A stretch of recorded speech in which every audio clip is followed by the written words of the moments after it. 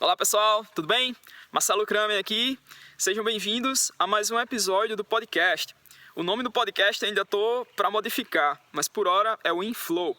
Esse foi o segundo episódio e a segunda live que eu fiz do projeto, do programa de yoga com alguns alunos. É o Caverna da Lotus. E aí, nesse segundo episódio, eu falei da dualidade, das duas energias que regem tudo, na gente, no universo.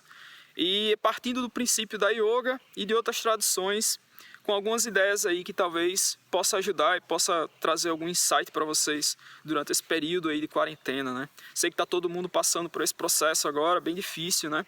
Mas são ideias bem simples que de repente pode trazer alguma visão diferente, tá? Para vocês encararem aí nesse período agora. Ok? Vamos lá? Nosso segundo episódio, espero que gostem. A gente tem a questão da dualidade das energias, né? Tem o masculino e o feminino. E isso é presente em várias culturas, eles mostram isso. Na China, eles representam pelo símbolo que ficou famoso do Yin e Yang, né? Mas aí a ideia de você mesclar os dois e a união dos dois forma o terceiro e forma o todo. Então tudo no universo é formado por isso. Baixo para cima, negativo, positivo, feminino, masculino. E na prática da yoga, a gente usa isso para equilibrar o corpo, para equilibrar as energias. Então é preciso a gente chegar nesse equilíbrio antes de adentrar a fundo na prática, antes de adentrar a fundo realmente você tá vivendo o caminho yoga, digamos assim, tá? É relação à energia. Esse masculino e feminino está presente na natureza de várias formas. Com relação aos astros, a gente compara com o fogo e a lua. Fogo, o sol e a lua. O sol sendo representante do fogo, a lua representante da água. E aí o sol masculino e a lua o feminino. Essa é a ideia. A gente chama de Hatha Yoga.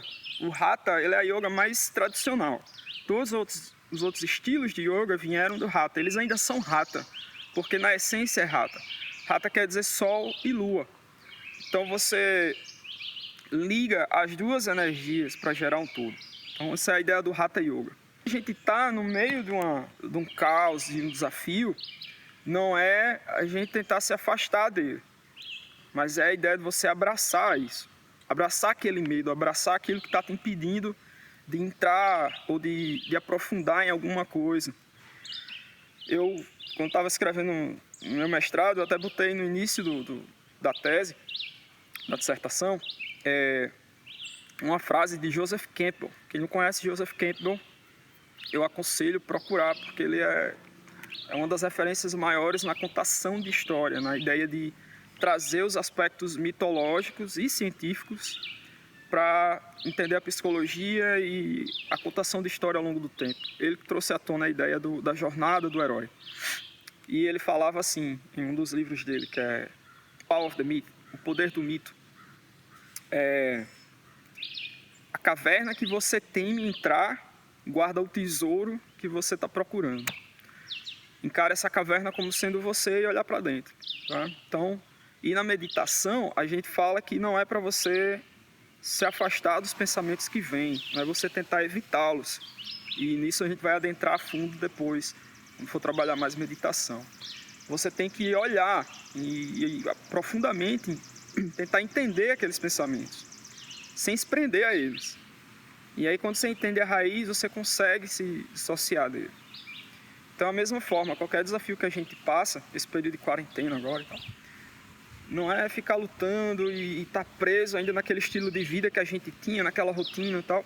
Eu sei que muitas vezes é por conta de sobrevivência, tem toda a questão econômica e política aí, que eu não vou tocar nesse assunto. O meu foco é na gente, focar no que a gente tem controle, que é a nossa energia interna, os nossos processos mentais e físicos. Isso a gente tem controle. Então a gente foca aqui e o externo é consequência disso. O segundo ponto da flor da lótus, ela é relacionada a esse primeiro tópico, né? E vai aprofundar um pouquinho. A lótus, ela é representada em várias tradições. Normalmente a gente vê as divindades sentadas, né? O próprio Buda, ele é representado sentado em cima de uma lótus, né? Uma grande lótus. E é bem simples de entender, né? A lótus, a semente da lótus, ela cresce em um lugar que tem lama. E geralmente com a superfície, com a camada de água, né? Um lago. Então a ideia é que a raiz, ela vai se desenvolvendo, leva tempo. Um mundo cheio de desafios, de barreiras, mas ela vai aprofundando. E aí a haste começa a crescer, passa da água e ultrapassa a superfície da água para chegar ao sol, e é quando ela floresce, né? Então, esse florescer é aí que as pessoas veem, né, a flor. É quando ela abre. Mas ninguém estava vendo todo o processo antes disso. E o processo que é difícil, que é demorado, que leva tempo. E aí tem o dizer da meditação, que vale para qualquer coisa na vida também.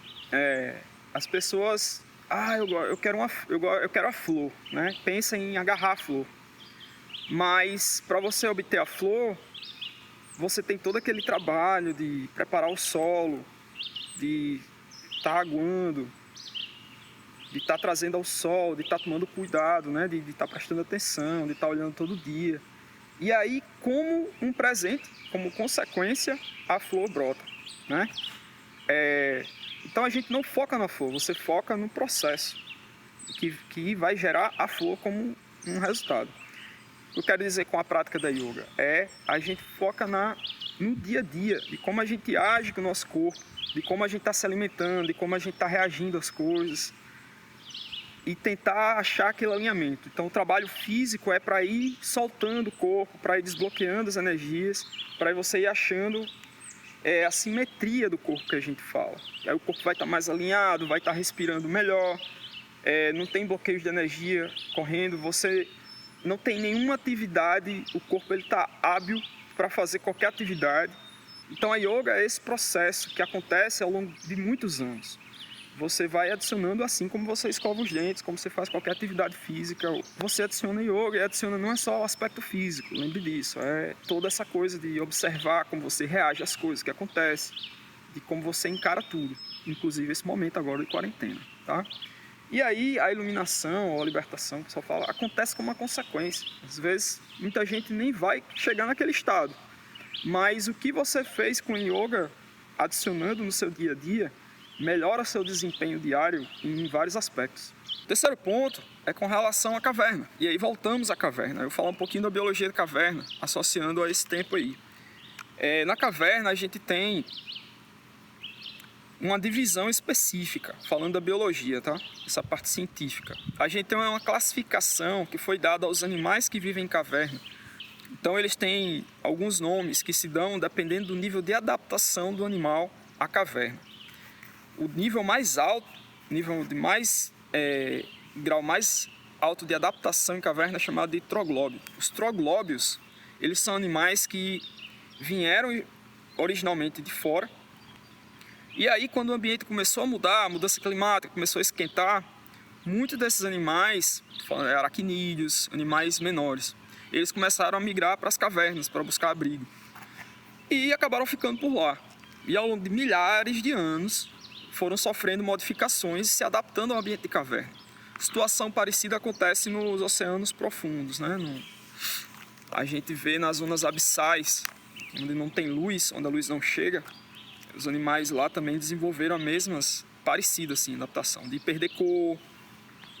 Os troglóbios, eles perderam cor, eles não têm pigmentação, perderam os olhos, ou têm olhos, mas não são funcionais. Alguns desenvolveram antenas. Então é tudo voltado para a sensibilidade, para a percepção. A questão de luz, qualquer coisa relacionada à luz, se perde, porque está lá, o escuro total. Então animais do mesmo grupo que você encontra no ambiente externo, eles têm um metabolismo bem mais acelerado. Enquanto os de caverna, eles são um metabolismo bem mais lento, e eles vivem muito mais tempo. Aí essa foi a associação que eu tinha feito com os gurus e com a prática da yoga.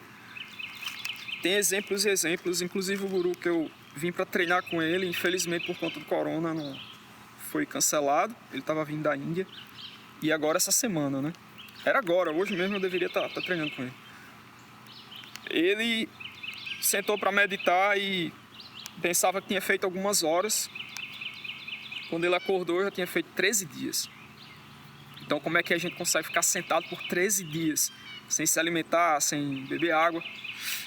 Necessidade fisiológica, tudo, né? Então, tem coisas que a ciência ainda está arranhando, né? Eu comecei a explicar recente, que a yoga já executa aí há mais de 5 mil, 10 mil anos. Yoga data para mais de 12 mil anos, quase 15 mil anos. É uma ciência antiga, né? Então, existem algumas coisas que a gente consegue aplicar ao nosso corpo, à nossa mente, que não necessariamente levar a um estado de hibernação como esse, mas que é possível. Mas imagine numa escala menor como você pode aplicar isso para o seu dia a dia, para melhorar tudo que você faz, né? E a nível de economia de energia mesmo. Então, para concluir, a gente começou falando de você identificar qual é o dragão que você teme, o que é que está te impedindo de entrar na caverna, de olhar para dentro. E aí, quando você identifica esse medo, o dragão é analogia ao medo, tá? Ou algo que está te impedindo de sentar com você e olhar para você. Quando o dragão cospe o fogo, você corre? Não, a ideia é de você inspirar o fogo do dragão, trazer isso para dentro. É inspirar esse medo, é observar, é dar tempo e atenção a ele. Ou seja lá o que você esteja temendo. E é olhando realmente ele a fundo, na raiz, que a gente consegue dissolver ou consegue entender que tem um crescimento ali. Tem algo para a gente tirar de ensinamento para aquele processo, para aquele período. E aí é isso, fazendo associação com esse período agora da quarentena. Tem muita gente com medo, com angústia, tá com as correntes ainda, prendendo aquele estilo de vida que estava. E olha para dentro, cara. Olha para o que você pode controlar. Aproveita esse momento, é um período único na vida, na história da humanidade, que a gente pode dar uma freada e olhar realmente como a gente vinha conduzindo a vida, refletir sobre isso também, sabe? E de como você vinha conduzindo o seu ser, você, seu corpo, sua mente, sua energia, sabe? E no próximo domingo eu venho novamente com outra live pra gente trabalhar o tema da semana, que vai ser água e a energia feminina, tá? E essa energia do aspecto feminino na gente, beleza? Valeu, galera, é isso por hoje. Espero que tenha ajudado de alguma forma.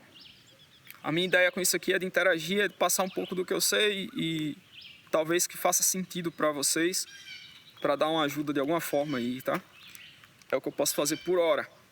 Tamo junto aí, abração, bom dia para todo mundo e até o próximo Inflow comigo, Marcelo Kramer. Valeu!